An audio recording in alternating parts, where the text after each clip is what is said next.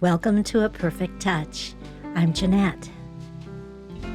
Support and shape, firm and flatten. The foundation garments are so important in creating the fashion silhouette.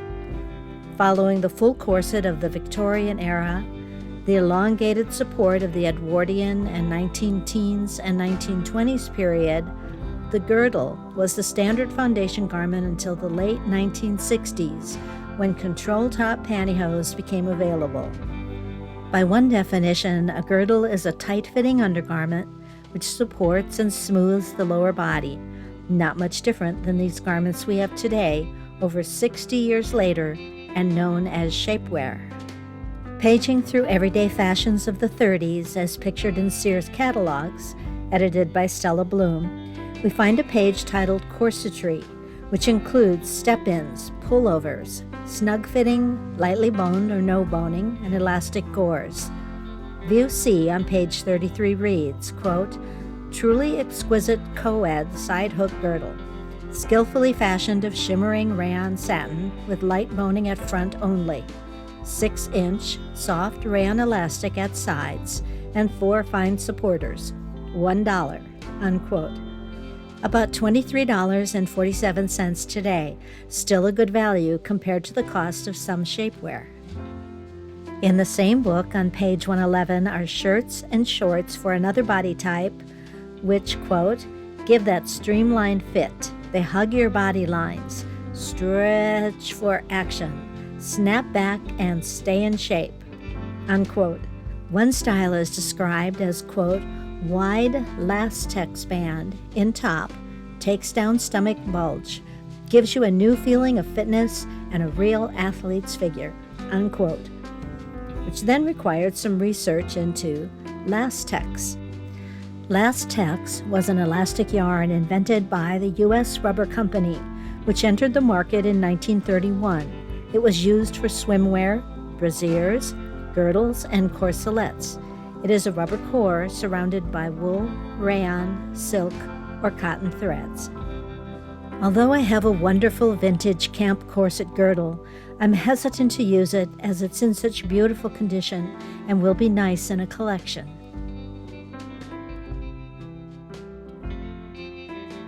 Making the decision to save the camp corset girdle means that I will have to make my own.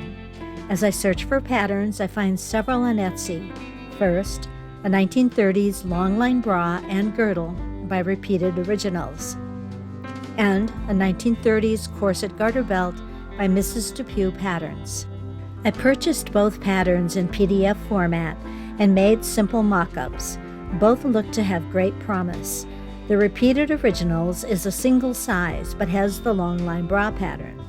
The Mrs. Depew is only the corset garter belt, but it is multi-sized in 11 sizes, ranging from a waist measurement of 25.5 inches and a hip measurement of 35.5 inches to a waist measurement of 45.5 inches and a hip measurement of 55.5 inches. Since my blog posts and videos are about sharing patterns that are available and inclusive to as many customers as possible, I decided to make the Mrs. Depew pattern. Although I purchased the pattern in PDF format, the pattern is also available on Etsy as a paper pattern. The instructions for printing and assembling are included. I have used quite a few PDF patterns and have learned that cutting the lower and right edges and then assembling the pattern from the lowest right corner works best for me. I also rough cut a pattern piece when I see it complete so that the remaining pages are easier to position. I only tape the corners and spots where the pattern lines meet, and tape is necessary after the pattern is rough cut. I do like the convenience and cost of a PDF pattern and not having to pay for or wait for shipping. With the pattern ready, a mock-up can be made to test fit, using a zipper to simulate the bust and zip ties as boning. What about the grommets and lacing, you ask? That's the great thing about this design. No lacing. The fit comes with elastic gores and only closes with the busk, just meant for smoothing and to hold up stockings, but not really meant for reducing. The supplies are listed in the pattern, and with the mock-up complete, I order the supplies I need. The pattern calls for spiral boning. I order 2 pieces of 7-inch, 2 pieces of 9.5-inch, and 2 of 11-inch. I will need an 8-inch busk. My size requires 3/4 yard of coutil. The total for those supplies was $44.20. In addition, I need boning tape, twill tape, 3-inch white elastic, and 4 garters, all of which were in my stash. This foundation garment will be in 9 panels, shown here from left to right, 2 front, 2 side front, 2 side, 2 side back, and a back cut on the fold. The boning and busk and garters will be used like this. The pattern shows 6 garters, but I know from experience that 1 on the front and 1 further back on the side will be sufficient. Also, I really dislike sitting on a garter. Also, there were only 4 in my stash, so it all works well. The coutil is folded in half, and the front's cut using the selvage edges. I've positioned the side front, side, and side back with the boning channel on the lengthwise grain. The back panel is cut on the fold. Markings are transferred to the coutil with a heat erasable pen, and pins mark the front side of the coutil. As instructed, all seam allowances are stay stitched at the seam line, which is 3/8 inch, as marked on the pattern. The pattern supplier does warn that, quote, "This is an imperfect working translation of the original instructions. We highly recommend that you sew a test muslin of the corset to perfect fit and construction," unquote. And while the fit was beautiful, the instructions did confuse me in several places, but I made notes to myself and made what I felt were good decisions based on my own corset making experience. Here you can see where panels are folded at the seam line and placed on top of other panels matching the seam lines. When stitched from the top, this will mean that each line of stitching is through 3 layers. To avoid back stitching at the beginning and end of a stitch line, or to hide a join if you run out of thread during the stitching, I draw the outside thread to the inside and then knot the 2 threads. It's easiest for me to thread the outside thread through a needle and then push that needle with thread to the inside. It makes for a very clean finish on the outside, I think. Here, the right side panels and center back are sewn, but not yet pressed. And here, the left side panels are sewn together and to the center back and pressed. Notice the shape that is already built into the foundation.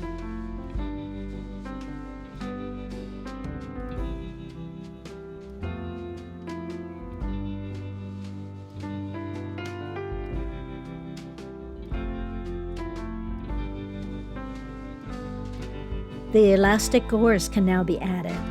The seam allowances are clipped and turned to the inside. The elastic cut and sewn onto the back side of the gore with a top stitch similar to that used on the panels. In corset making, I usually insert the busk first before the front panels are sewn to other panels. These instructions called for the busk to be inserted at this point, which was a good procedure, as the elastic gores needed some movement when pivoting around the opening, and that was easy to do without the stiff busk inserted. So I followed those instructions, but I did add a 1/8 inch reinforcing stitch line on each edge of the center fronts, as I usually do with corsets. The front edge has been folded in as shown on the pattern. The bust consists of 2 parts, the part with the studs, which are placed with the studs closest to the corset edge, and a part with loops. I marked where the top stud should be placed following the pattern, and as my busk had 1 less stud than the pattern indicated, marked where my studs would come through the coutil. The fibers of the coutil are easily pushed aside with a tapered tailor's awl and a stud inserted in the opening from the wrong side. The coutil fibers tighten themselves around the stud.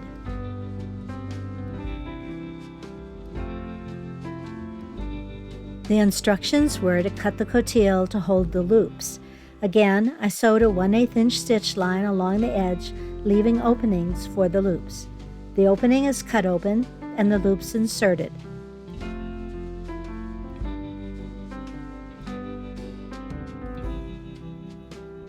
With both sides of the busk inserted, a stitch is made along the side of the busk knob side and the loop side using a zipper foot. This will hold the knob and loop metal plates in place in the cotillion. With the elastic gores and busk complete, the boning channels are sewn in as marked on the pattern. The boning tape is sewn on each edge, and my 3/4 inch wide tape can accommodate two 1/4 inch bones with a stitch line sewn down the center and on each edge, or for this use, with my 1/2 inch spiral bones just sewn down each edge. Spiral boning is different than other boning in that it is very flexible in 4 directions, side to side and back to front. I've used it to bone ball gown bodices where structure is needed, but flexibility is important. It will be interesting to see how this foundation acts when worn, and I'll let you know. The boning channels are sewn, and the corset garter belt is ready for the boning.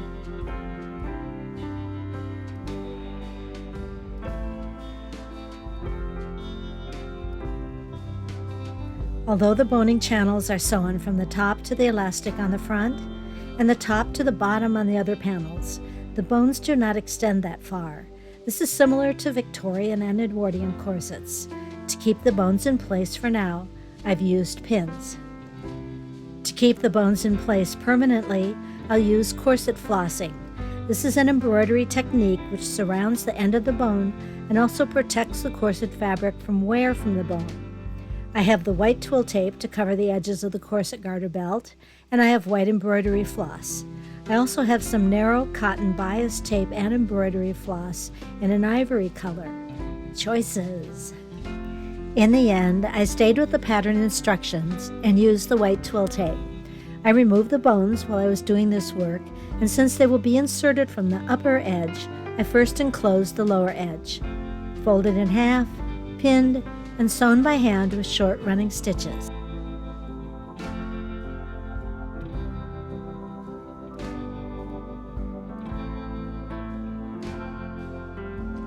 Now the steel spiral bones are placed in the boning channels, and the upper edge is encased in the twill tape.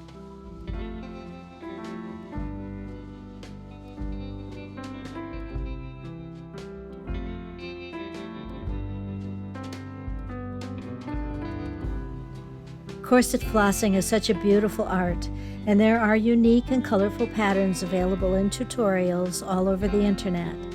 I've used this embroidery technique and saved this diagram. I'll share it here for you, and can only thank the person who originally shared it for my use as I found it on the internet. Whoever you are, thank you very much. I sewed thread guidelines to keep my lines straight on top and bottom, and followed the stitch holes on the sides. Then the thread guidelines are removed when the flossing is finished. Twill tape loops are sewn to the lower edge just above the twill tape edging, and the garters are attached.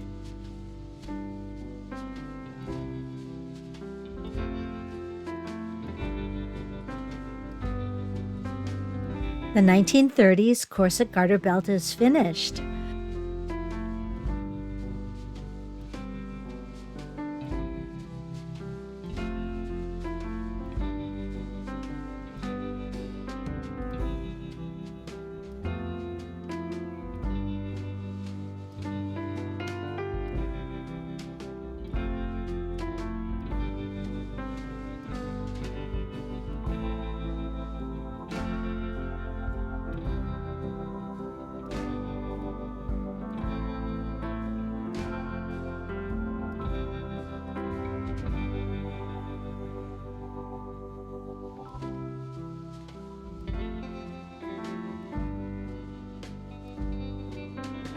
And here it is on the dress form with the 1930s black rayon bra and tap pants.